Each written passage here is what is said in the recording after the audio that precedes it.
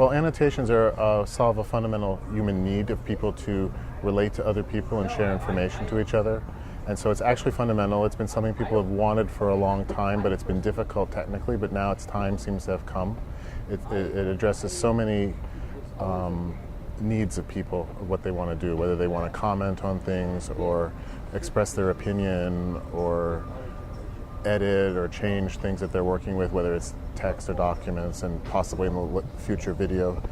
Obviously, when you're developing documents, when you're working with documents, it's now useful to have, it's always been useful to have two levels, to have the basic document and to have a level of annotations on it. There are lots of systems which allow you to do that. They're not open. They don't. We can't share interoperable annotations at the moment between them. But my feeling is that it's such a anybody who works together with documents at the moment typically they need the opportunity to be able to highlight something and start a discussion about it. I've got great hopes that if we can get an annotation standard, then we'll be able to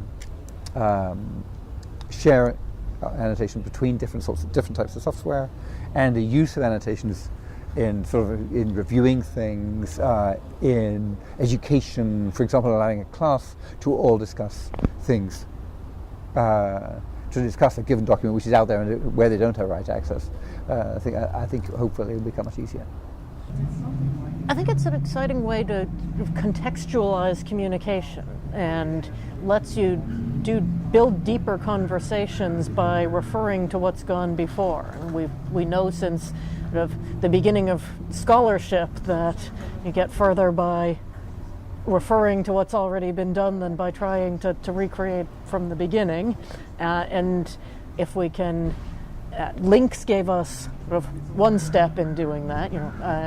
Annotation is, I think, a next step of you're referring not just to an entire text or a pointer within the text, but contextualizing notes within or alongside a text. We can give that context to the next reader coming along and just dig into the point of difference or discussion. It could be good for political debate and good for creative discussion. I started to realize the real potential of this is not simply the idea of, oh, here's an application that can do this. It's we can add this new layer to the web, and I understood the vision you guys had, and I understood how the idea that this could be distributed among a lot of different services, a lot of different users, and really empowering users to be fully engaged with the web. And once I realized what the real potential of annotations is, it's more than just somebody being able to mark up a page and to share that with somebody else. At an underlying level, it's a fundamental shift in how the users of the web can engage with content and engage with other users and discover things, and to make critical analysis on the web and to make real dialogue possible. And that's what interests me.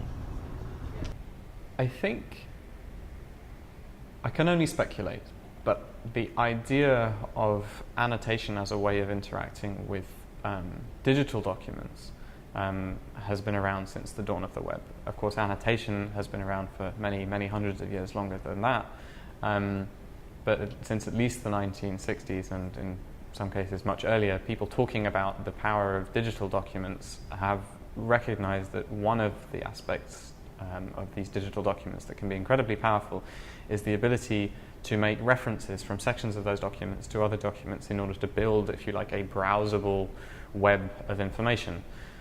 Now, of course, that sounds an awful lot like the web as we know it today. It sounds like hyperlinks, but as brilliant as the invention of the hyperlink was, they have some limitations, which is that hyperlinks need to be put there by the authors of documents and not by other people. For my part, I think a lot of the interest in annotation may be coming from a realization that the web, the real structure of the web as it is today, has turned out to be quite different from what was envisioned in the 70s and 80s.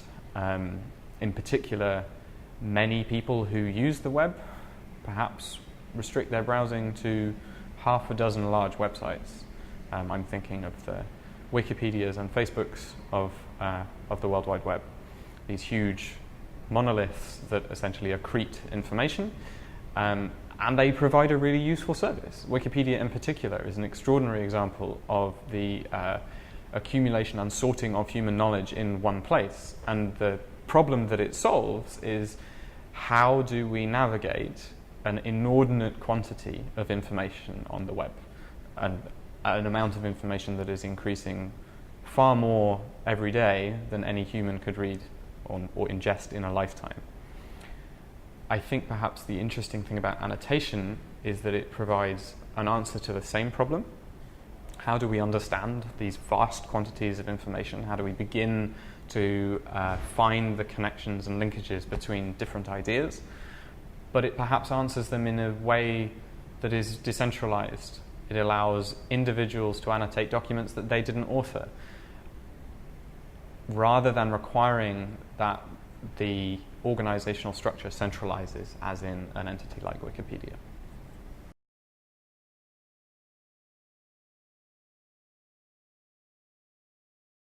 So early on, we didn't have the notions that we do now of things like REST and the models for interaction. The web was a very static place early on, and people had a client-server, very strict notion of how things had to work. We didn't have the technology that would allow us to scale, either horizontally or vertically. So early on, while it was a great idea, clearly, and I think Mark Andreessen did the right thing by taking it out of the early version of Netscape, because it would have probably, hindsight not necessarily being 2020 in this case, it could have been a dismal failure and put everyone off for the future. Whereas today we have all of the technology capacity to make it a real success. What we're missing is the standards so that we can all implement the same thing rather than every company reinventing new wheels that all happen to be round and do the same thing. So I see now things like Medium and New York Times and other great initiatives, Rap Genius, which has become Genius.com. I see people moving towards annotation. And so I say, okay, there's an underlying groundswell of multi-vendor stakeholder here. And so I think that's a contributing factor as to why it could succeed now as opposed to why it hasn't succeeded in the past.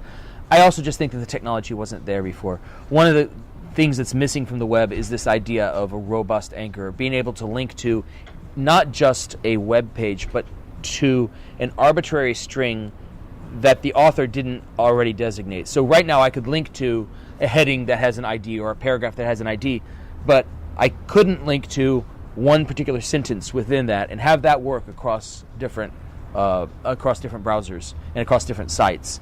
And I think that in the past they didn't break down the problem of annotations to its component parts well enough. So now we have the idea we're going to do this robust anchoring thing. We have the idea of having the interchange format so that annotations can go from one system to another. We have the idea of reusing existing things like activity streams or other protocols that will let us post to different services. I think that by starting from the building blocks and going from there, I think it has a better chance of succeeding.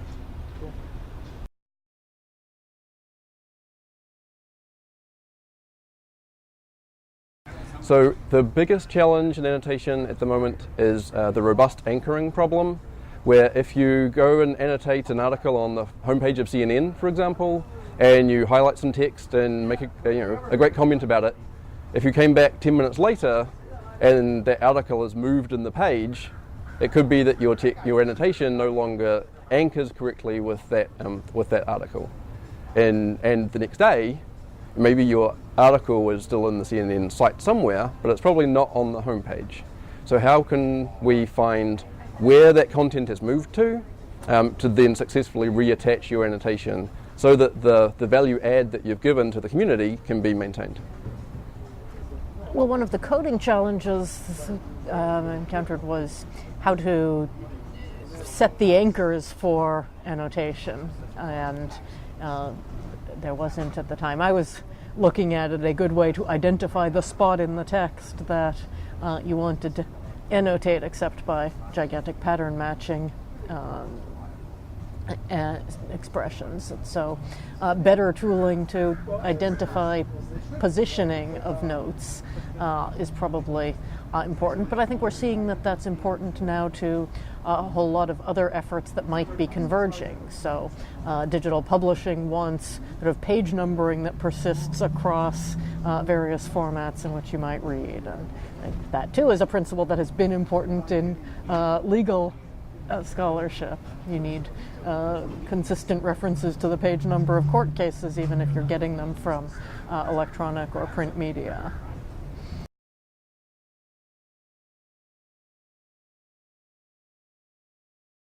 Yeah, the possibilities are almost endless. One obvious thing would be accessibility. Would become a crowdsourced concern rather than something that the individual website owners had to take care of directly. So, for example, if you had an image and you didn't provide an alt tag with an annotation, someone else could give a full description of what that image is in a way that would make sense to a blind user of the web, whereas you might give it an alt tag, but it could be meaningless to someone who was disabled in that way. Equally, cross-system and platforms can be built such that instead of having to put your same status on Facebook and on Twitter and on LinkedIn and in Allo, I think is the most recent entry in this space. Instead, you could simply publish an annotation about a resource, and then that could be syndicated trivially around any number of social platforms using potentially activity streams. And we've been discussing with the social web working group how that might occur. And then after you have syndication, of course, you can then get it out again. So instead of being locked in by the vendors to one particular platform, if you don't like the terms of Facebook and you do like the terms of Allo, for example, it would be trivial to migrate all of your content from Facebook over to Allo without losing anything, because it would all follow the standards rather than being proprietary formats. I would like to believe that in the distant future, the web will be a vast, varied and colourful assembly of sources of information with no organisation or individual or company controlling access to what is known and what is not.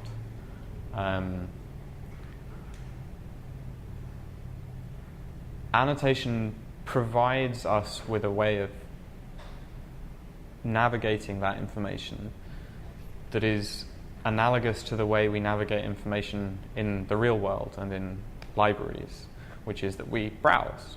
We may talk to friends about ideas that are in our heads, and they may provide us with references to things that we should read or understand or people we should talk to. And annotation provides a way of providing that kind of interaction on top of the information on the web without requiring that the publishers of the information provide it themselves.